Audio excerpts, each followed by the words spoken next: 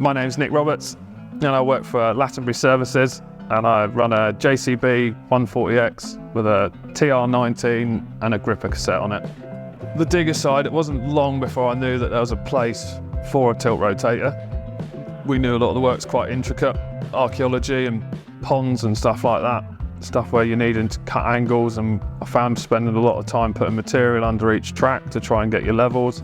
You can soon lose quite a lot of time during a day, so that was when I approached the boss about getting a tilt rotator. I approached Chris with the idea of it, and he said, look, go out, see what you can find, see what you think. So yeah, I spent quite a long time phoning up, getting an idea of everything about them.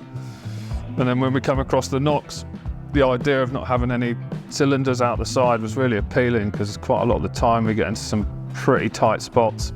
When we're ditching and doing ponds, you're in amongst trees and branches and brash. So yeah, there was always a worry of catching a ram or a pipe whilst you're doing that. So coming across one of these seemed ideal at the time. Made some phone calls, super helpful, and yeah, we're here today. So you start off doing your evaluation trenches. Again, that's quite delicate.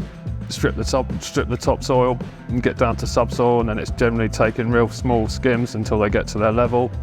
If you come across a certain amount of features, they'll then assess whether they want to strip the whole site, and then we come back in, and then it's you're stripping sites, but then you can be getting involved with things like burial mounds as well, which again, it's basically a dome, so having the ability to just maneuver yourself without tracking about and jacking your tracks up is such a time saver.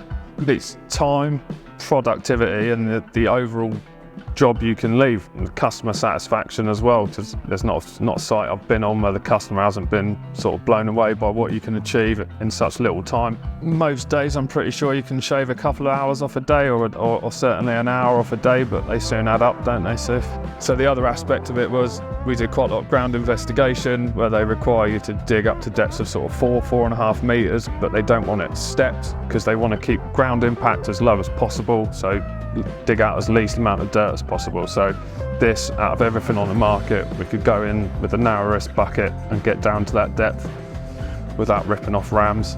Quite often we get onto a farmer's nicely drilled field and he doesn't want us spragging around everywhere on it. So from this point I can dig it, stay in one spot for the backfill, and you're just in and out on one track line in and out.